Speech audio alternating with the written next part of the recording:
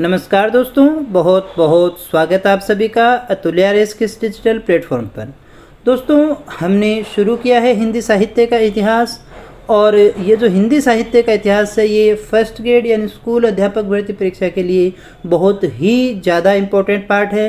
साथ ही ये second grade के लिए भी उतना ही ज़रूरी है दोस्तों। तो दोनों जो विद्यार्थी हैं, चाहे वो स्कूल लेक्चरर की तैयारी कर रहे हो, चाहे वरिष्ठ अध्यापक की कर रहे हो यानी सेकंड ग्रेड की कर रही हो, उन दोनों के लिए ये वीडियो है। उन दोनों को इस वीडियो को देखना है, दोनों के लिए अनिवार्य है दोस्तों। ये जो अभी अपने मैटर शुरू करने जा रहे हैं, ये सारा का सारा फैक्चुअल होता है।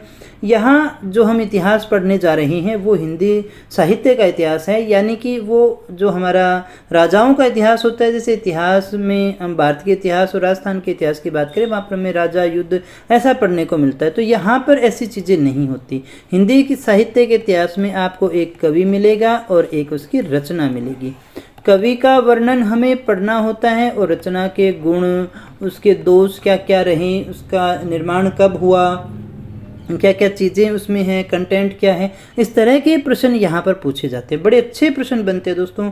और अब तो आरपीएससी का पैटर्न थोड़ा चेंज हुआ है। उसके बाद में जो सन है, यानी कौन सी रचना पहले लिखी गई, कौन सी बाद में लिखी गई, कौन सा कवि है, इनको कालक्रम में रखने का जो है प्रश्न पूछने की परंपरा अभी इन दिनों में बहुत ज़्यादा बढ़ गई है। तो चलिएगा, आपको घबराने की आवश्यकता नहीं है। मैं आपको पूरा ये सिलेबस करवाने वाला हूँ और सारा कंटेंट हम यहाँ पर देख लेंगे। इसके अलावा आपको कुछ और पढ़ने की आवश्यकता नहीं पड़ेगी। तो चलिएगा, शुरू करते हैं इतिहास लेखन की परंपरा। और इतिहास लेखन की परंपरा में सबसे पहले हम देख लेते हैं साहित्य का इतिहास। साहित्य के इतिहास कहें, चाहे वो हिंदी का हो, अंग्रेजी का हो, हम साहित्य के इतिहास की बात करें, जो भारतीय इतिहास की बात करें या फिर राजस्थान के इतिहास की बात करें, तो वहाँ पर तो हमें राजा और घटनाक्रम पढ़ना होता है। लेकिन हमें यहाँ क्या देखना होता है, इसमें आचार्य रामचंद्र शुक्ल का एक स्टेटमेंट देख लेते हैं, जिससे हमें काफ़ी चीज़ें क्लियर हो जाएंगी। तो प्रत्येक, ये क्या कहते हैं देखिए, प्रत्येक देश का साहित्य वहाँ की जनता की चित्तवृत्ति का संचित प्रतिबिंब होता है। समझिएगा इस बात को, बहुत ही गहरी बात है कि किसी भी देश का साहित्य, यानी किसी भी देश में जो लिटरेचर लिखा जाता है, वो वहाँ की चित्तवृत्ति, वो वहाँ की जनता की चित्तवृत्ति, यानी जनता कैसा सोचती है, कैसा व्यवहार करती है, उसी का एक संचित किया हुआ प्रतिबिंब होता है। यानी किसी देश के किसी कालक्रम के, अगर हम किसी कालखंड के साहित्य को देखेंगे तो वहाँ से हमें ये पता चल जाता है कि उस समय लोग क्या सोचते थे, किस तरह से रहते थे।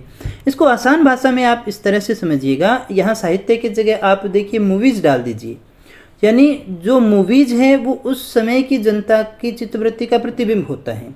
जैसे आप 80 के दशक की मूवीज़ देखोगे तो आपको मिलेगा किस तरह से लोग रहा करते थे, क्या सोचते थे, कैसे आचार विचार होते थे, वही तो हमें वहाँ पे दर्शनीय होता है।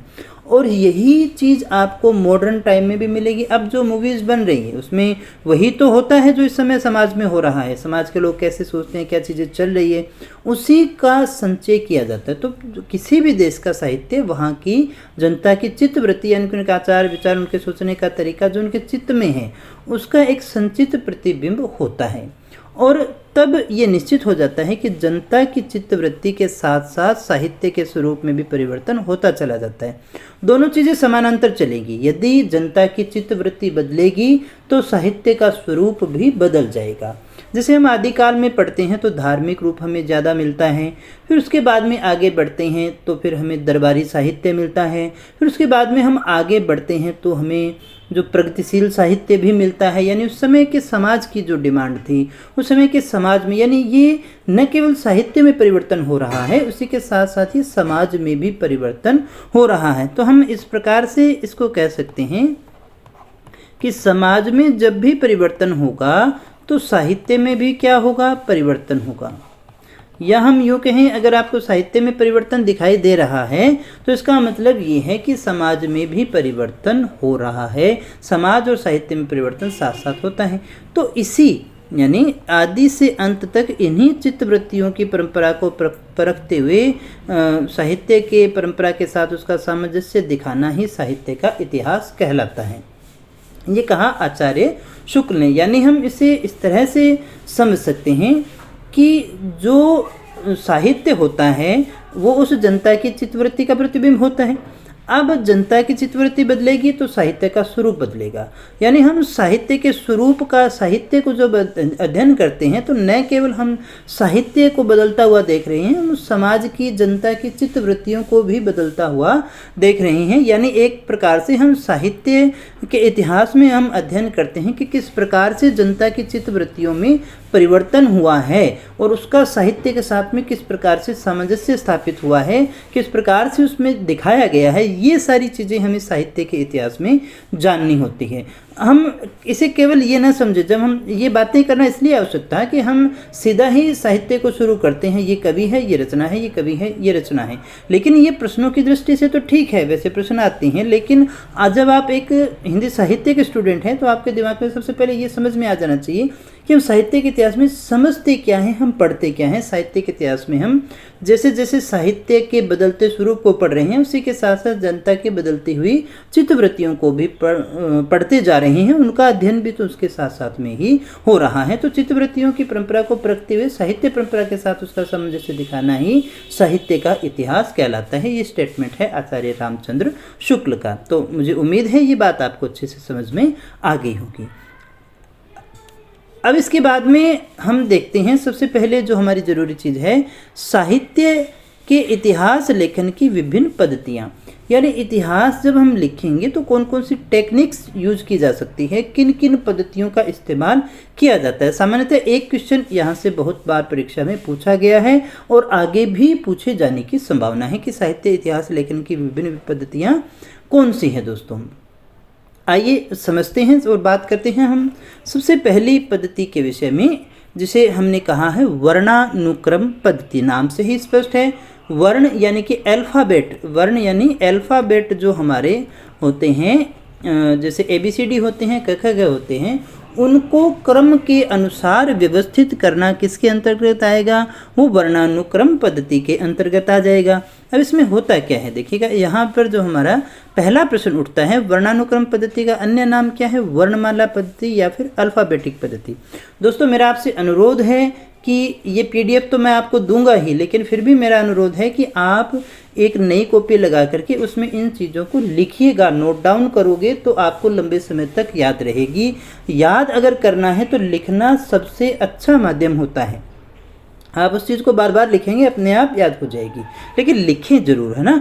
तो वर्णानुक्रम पद्धति के अन्य नाम की बात करें तो वर्णमाला पद्धति या फिर अल्फ़ाबेटिक पद्धति होगी। इसमें अलग कुछ भी नहीं है, आसान सा क्वेश्चन था, ऐसे आए तो आप निकाल भी लोगे। अब यहाँ से जो दूसरा क्वेश्चन बनता है वो कौन सा है, किसका उपयोग किसने किया, गारसद तासी। मुझे पता है कि ये नाम याद आते ही आपको हिंदी साहित्य के इतिहास का पहला इतिहासकर्ता याद आ रहा होगा, गारसद तासी, जिसने एक स्वार्द लाए लिटरेचर हिंदुस्तानी नामक पुस्तक लिखी थी, जिसमें हिंदी साहित्य के इतिहास को लिखने का प्रयास किया गया था, है ना। लेकिन यहाँ हम वो देख रहे हैं कि इतिहास लेखन की विभिन्न पद्धतियाँ कौन सी हैं। तो गारसद तासी ने जिस प्रकार से इतिहास लिखा वो वर्णानुक्रम पद्धति थी। अब वर्णानुक्रम पद्धति किस प्रकार से होती है, तो इसका एक सबसे अच्छा उदाहरण आप डिक्शनरी को देखिएगा। जब आप शब्दकोश उठाते हैं तो उसमें आपको कै नाम, सॉरी अल्फ़ाबेटिक इंग्लिश वाली को ले लीजिएगा, ABCD के हिसाब से नाम आते हैं, पहले A वाले B आ गए, B वाले C वाले D वाले, है ना। तो इसी प्रकार से यहाँ भी क्या किया जाता है, जो नाम थे, जैसे सबसे पहले कै नाम वाले कवि आ गए, फिर ख नाम वाले, फिर ग नाम वाले, फिर घ नाम वाले, च नाम वाले, छ नाम वाले। इस प्रकार से अल्फ़ाबेट को उठाया और उनके हिसाब से जब हम कवियों का वर्णन करते हैं तो उसे हम वर्णानुक्रम पद्धति के नाम से जानते हैं। इसे यूज किया गारसद तासी। और भारतीय विद्वान की बात करें तो वो थे शिव सिंह सेंगर।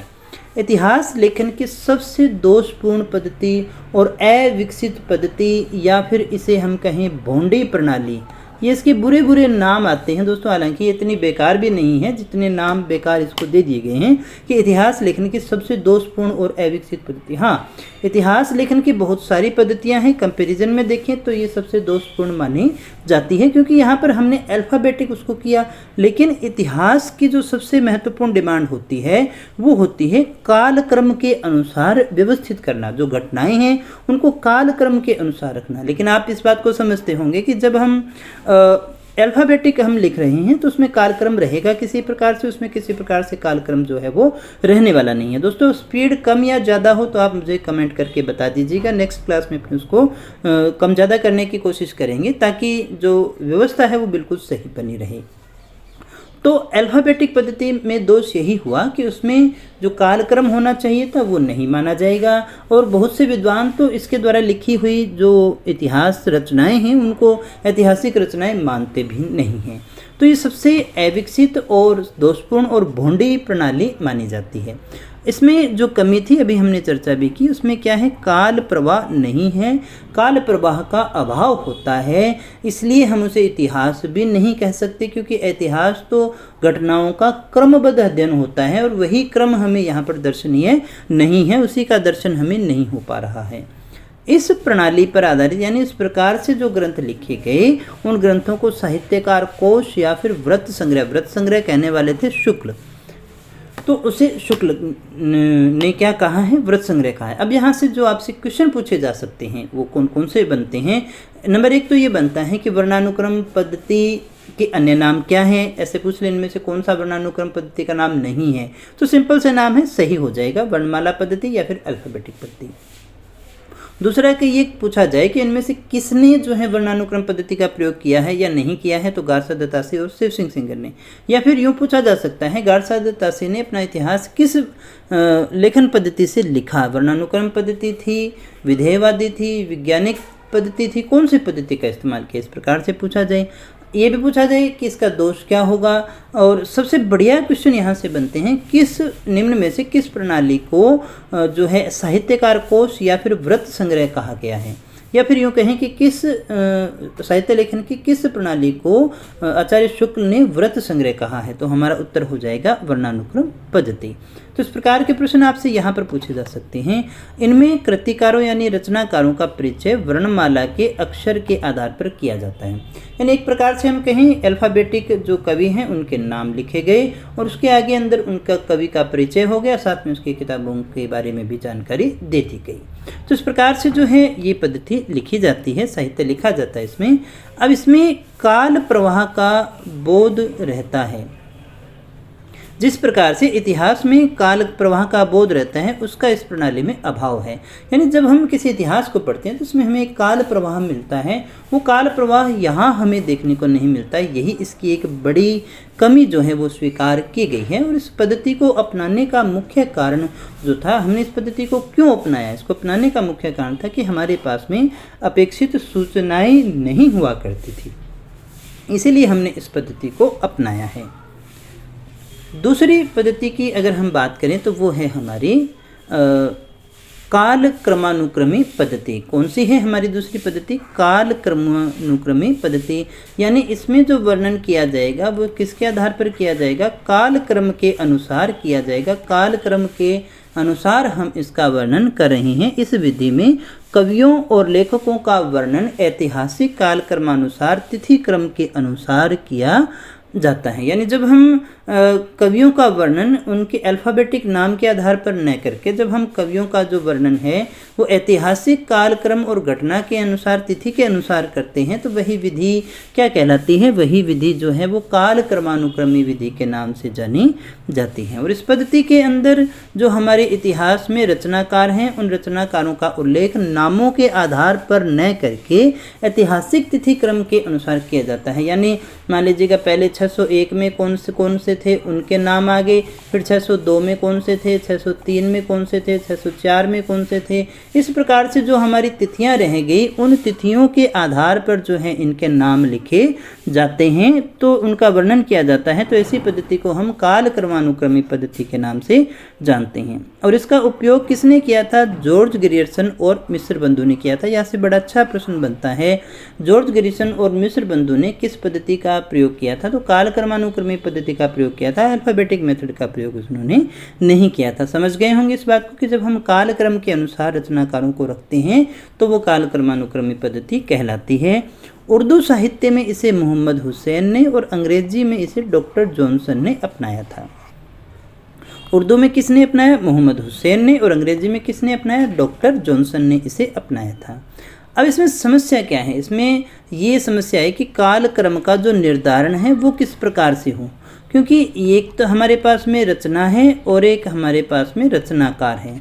अब या तो रचना का जन्म हुआ या रचनाकार का जन्म हुआ, तो हम कालक्रम किस आधार पे माने, हम रचना के आधार पे माने या रचनाकार के आधार पे माने, यानी रचनाकार की जन्म तिथि को माने या जिस समय रचना लिखी गई उस तिथि को आधार मान के माने।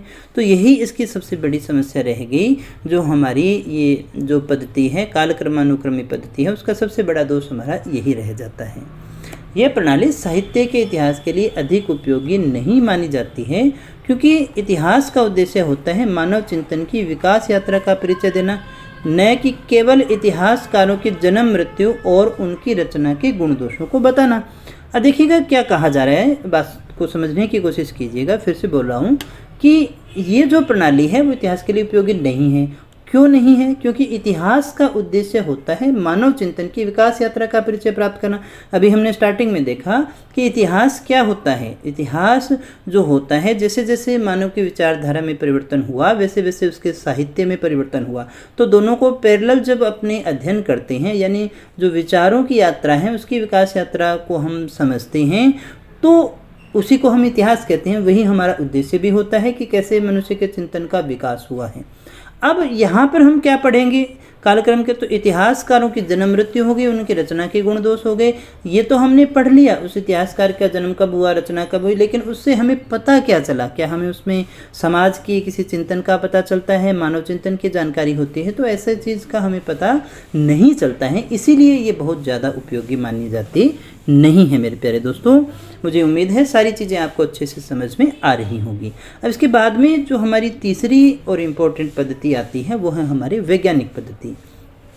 तो दोस्तों सामान्यतः इतिहास लेखन के अंदर इनका उपयोग नहीं किया जाता है, ये शोध कार्यों में उपयोग होते हैं। शोध कार्यों के अंतर्गत वैज्ञानिक तथ्यों का संकलन किया जाता है, उनका विश्लेषण वर्गीकरण किया जाता है, और उसके बाद में जो है ये एक प्रकार की कच्ची सामग्री होती है, अन्य इतिहासकारों के लिए कच्ची सामग्री का कार्य करती है।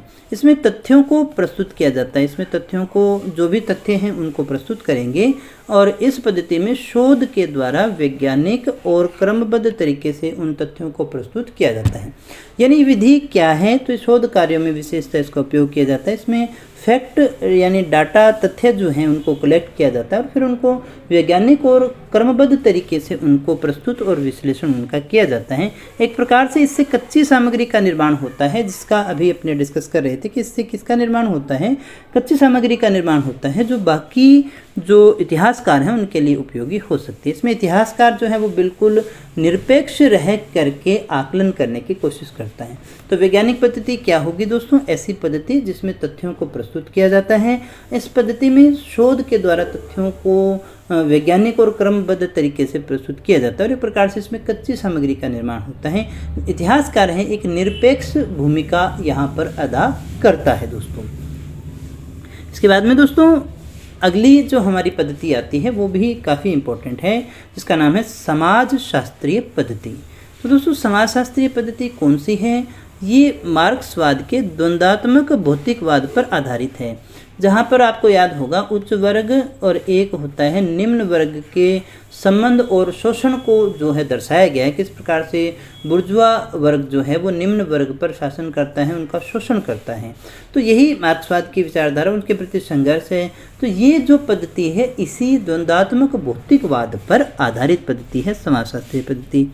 और ये जो पद्धति है वो समाज और व्यक्ति की असंगतियों, अंतर्विरोधों को पहचानने का प्रयास करती है। इस पद्धति में क्या होता है कि एक तो समाज है और उस एक व्यक्ति है, उस व्यक्ति की जो असंगतियां हैं उनके मध्य जो भी अंतर्विरोध हैं उनको पहचानने का प्रयास इसके द्वारा किया जाता है। प्यारे दोस्तों ये जो है ये साहित्य के मूल्यांकन की दृष्टि से उपयोगी है। अगर हम इस पद्धति की उपयोगिता की बात करें समाजशास्त्रीय पद्धति की, तो अगर हमें साहित्य का मूल्यांकन करना है तो इसके लिए बहुत ज़्यादा इंपॉर्टेंट रह जाएगी। यहाँ क्वेश्चन कौन सा बनता है? समाजशास्त्रीय पद्धति द्वंद्वात्मक भौतिकवाद पर आधारित है। समाजशास्त्रीय पद्धति किस पर आधारित है? द्वंद्वात्मक भौतिकवाद पर आधारित है। ये किसका अध्ययन करती है? समाज और व्यक्ति की असंगतियों का और अंतर्विरोधों का अध्ययन करती है और उन्हें पहचानने का प्रयास करती है। ये मूल्यांकन की दृष्टि से काफ़ी ज़्यादा उपयोगी होती है। दोस्तों इसमें इतिहासकार क्या करता है, साहित्य के अंतर्निहित तत्वों का उद्घाटन करके मूल प्रेरणा का विश्लेषण करता है और उसको जनहित की कसौटी पर तोलने की, उसका जो है मूल्यांकन करने की कोशिश किया करता है दोस्तों। तो इसमें ज़्यादा कुछ फैक्ट नहीं है, तो मुझे नहीं लगता कि यहाँ से कोई बहुत अच्छा प्रश्न आपसे पूछा जाएगा। अगर आएगा तो ये बिल्कुल सही हो जाएगा। तो इसमें बस इतना ही था समझने के लिए, एक बार सुन लिया तो इतने में आपका काम हो जाएगा। फिर हमारी पांचवी और अंतिम पद्धति आती है विधेयवादी पद्धति। यहाँ क्वेश्चन आपसे पूछा जा सकता है कि इसका जन्मदाता कौन है, तो इसका जन्मदाता है तेन या फिर वैन। इसमें देखिएगा, इसमें जो इसके भारतीय प्रवर्तक है वो है रामचंद्र शुक्ल।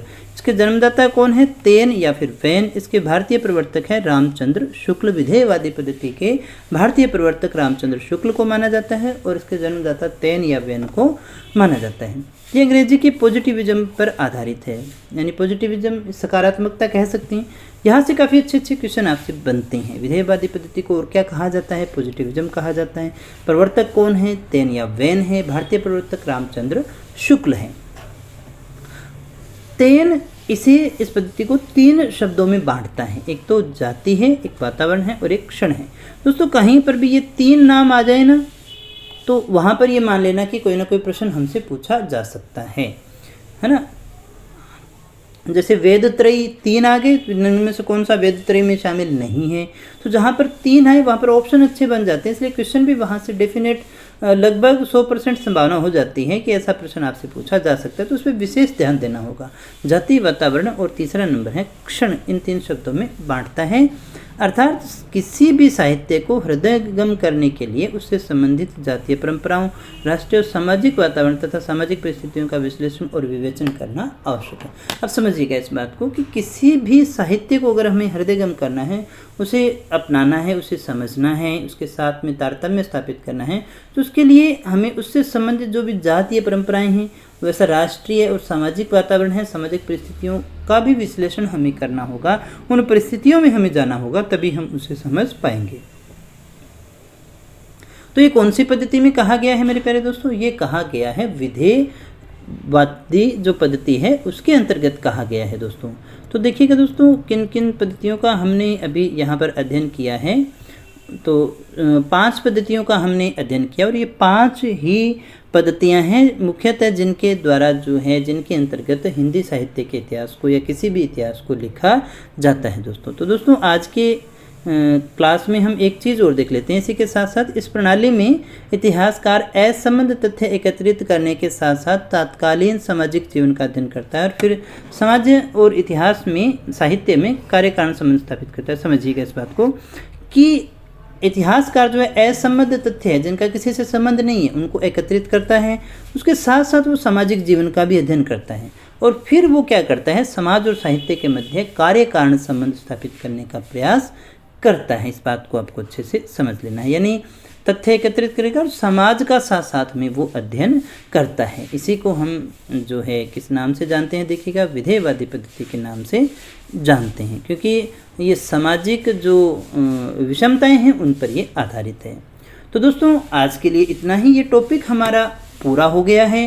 कौन सा टॉपिक आज हमने पढ़ा, आज हमने पढ़ा जो साहित्य लेखन की विधियां हैं दोस्तों। यहाँ से एक क्वेश्चन आपसे बहुत बार परीक्षा में पूछा जा सकता है दोस्तों। तो दोस्तों करंट अफेयर्स और पीडीएफ और अदर चीज़ों के लिए आप हमारे एंड्रॉयड एप्लीकेशन को डाउनलोड कर सकते हैं। राकेश सर्वतुल्य RS के नाम से आपको प्ले स्टोर पर मिल जाएगी, लिंक आपको डिस्क्रिप्शन में भी दे दिया गया है, वहाँ से भी आप जो है इसे डाउनलोड कर सकते हैं। तो दोस्तों आज के लिए इतना काफ़ी है, मिलते हैं नेक्स्ट वीडियो में अगले टॉपिक के साथ, कुछ और नई जानकारी के साथ। और दोस्तों वीडियो अगर आपको सच में अच्छा लगा हो तो इसे लाइक करना, दोस्तों तक पहुंचाना ज़रूर, क्योंकि इससे ज़्यादा अच्छा मैटर, इससे ज़्यादा मैटर तो आपको कहाँ मिलेगा। जो जितना संभव है सारी चीज़ें मैंने यहाँ पर डाल दी है, तो किसी प्रकार की चिंता आपको करने की आवश्यकता नहीं है। आप तो बस कंटिन्यू इस क्लासेस के साथ में जुड़े रहिए। मिलते हैं कल फिर एक नए टॉपिक के साथ, तब तक यूँ ही बने रहिए हमारे साथ। Thank you very much.